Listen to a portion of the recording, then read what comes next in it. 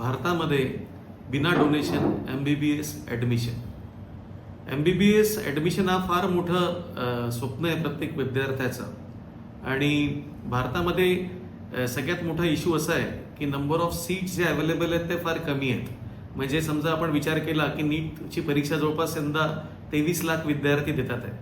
आणि समजा अवेलेबल सीट्सचं आपण आकलन केलं तर जवळपास 1,12,112 अंदाजन सीट्स पूर्ण भारतामध्ये अवेलेबल होतात. महाराष्ट्रामधला समजा आपण विचार केला तर जवळपास 32 शासकीय मेडिकल कॉलेजेस आहेत आणि 23 जे आहेत ते प्रायव्हेट कॉलेजेस आहेत. जवळपास 8,335 सीट्स महाराष्ट्रामध्ये अवेलेबल आहेत. तर कॉम्पिटिशन खूप इंटेन्स आहे, खूप जास्त कॉम्पिटिशन आहे. आता याच्यामध्ये काय होऊन जातं की बरेचदा असं पाहिलेलं आहे की ज्याला जास्त मार्क असतात, 500 550 मार्क आहेत, 570 मार्क आहेत, ते स्टुडंट्स बिचारे रिपीट करतात परीक्षा. आणि बरेचदा आपण हे पाहतो की आपल्याला कमी मार्कवाल्याला, ज्याला 250 मार्क आहेत, 300 मार्क आहेत, 350 मार्क आहेत, त्यांना पण 2-2, 3-3 कॉलेजेसमध्ये भारतामध्ये ॲडमिशन मिळून जाते. तर हे कसं संभव आहे, कसे पॉसिबिलिटी आहे? दुसरा एक महत्त्वाचा मुद्दा भारतामध्ये आहे डोनेशन, हाय कॉस्ट.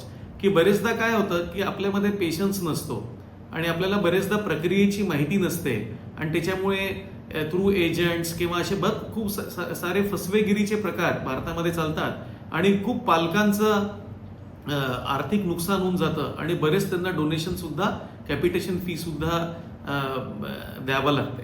तर एक पारदर्शकतेने कसं काय आपण चांगली प्रोसेस करू शकतो है ना? तर सगळ्यात पहिले माझं एक सांगणं आहे की प्रत्येक विद्यार्थ्याला आम्ही गाईड करतो की त्याला विदाऊट डोनेशन कमीत कमी फीजमध्ये त्याला चांगल्यात चांगल्या एज्युकेशनल इन्स्टिट्यूशनमध्ये आम्ही MBBSची ॲडमिशन आम्ही त्याला देण्यास मार्गदर्शन करतो आणि ते त्याला मिळू शकते. कुठेही डोनेशन द्यायची त्याला गरज नाही आहे. तर हे कसं संभव आहे, कसं काय काय आपल्याला करावं लागेल त्याच्याबद्दल आपल्याला प्रक्रियेची माहिती असणं आवश्यक असतं. जसं मी सांगितलं की महाराष्ट्रामध्ये फक्त 8,300च्या जवळपास सीट्स आहेत आणि 2.5 लाख विद्यार्थी महाराष्ट्रामध्ये नीटला परीक्षेला बसतात आहेत. तर सगळ्या जणांना तर महाराष्ट्रामध्ये ॲडमिशन होणार नाही. त्याला स्टेट मेरिट रँकवरती त्याला ॲडमिशन इथे मिळणार आहे.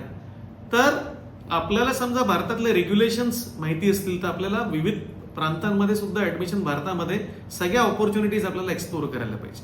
सगळ्यात पहिले आपल्याला प्रक्रियेबद्दल माहिती आपण गोळा करायची आणि आपल्याला वेगळे फॉर्म भरायचे असतात. जसं 15% ऑल इंडिया कोटा झाला, 85%चा गव्हर्नमेंट आणि प्रायव्हेट कॉलेजचा डोमेसाईल कोटा झाला महाराष्ट्राचा.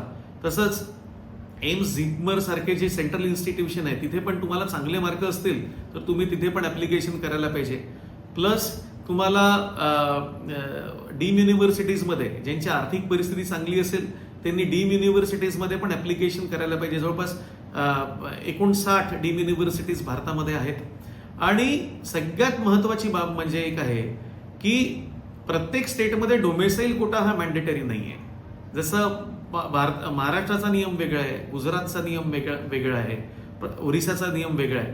तर महाराष्ट्राचा विद्यार्थी जो आहे हा प्रायव्हेट कॉलेजेसमध्ये आंध्र प्रदेश, तेलंगणा, उत्तर प्रदेश, हरियाणा अशा वेगळ्या राज्यांमध्ये, कर्नाटका, केरला अशा वेगळ्या राज्यांमध्ये पण तो प्रायव्हेट इन्स्टिट्यूशन्सला म्हणजे 15% all India quota in government, त्याच्यासोबतच प्रायव्हेट इन्स्टिट्यूशनमध्ये पण नॉन डोमेसाईल कोट्याला ॲप्लिकेशन करू शकतो.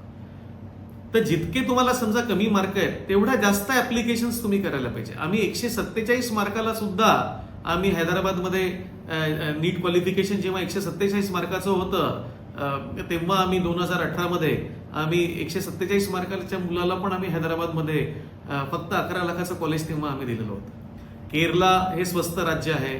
त्यानंतर कर्नाटका सुद्धा एक चांगलं शिक्षण राज्य आहे. AP, तेलंगणामध्ये पण खूप चांगल्या ऑपॉर्च्युनिटीज आहेत, सेफ्टी पण चांगली आहे.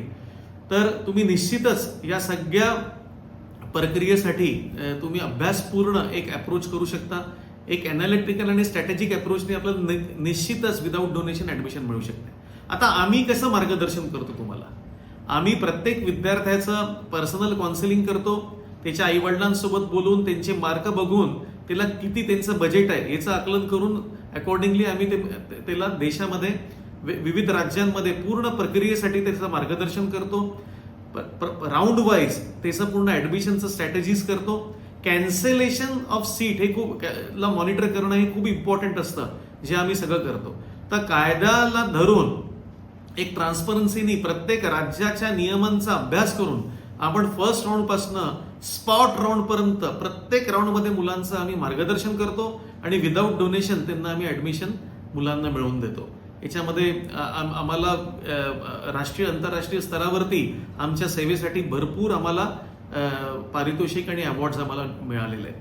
तर आणि याच्यासोबतच डेंटल, त्यानंतर paramedical fields, physiotherapy, occupational therapy, Ayurveda, homeopathy, osteopathy या सगळ्याच प्रक्रियेसाठी आम्ही विद्यार्थ्यांना पूर्ण मार्गदर्शन करतो.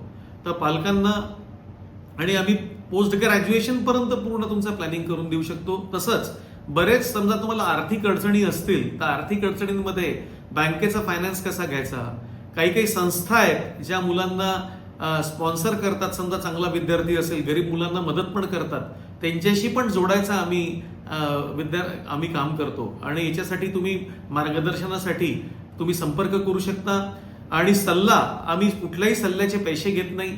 जो पण सल्ला तुम्हाला पाहिजे, काउन्सिलिंग पाहिजे, ते आम्ही फ्री ऑफ कॉस्ट तुम्हाला काउन्सिलिंग देतो.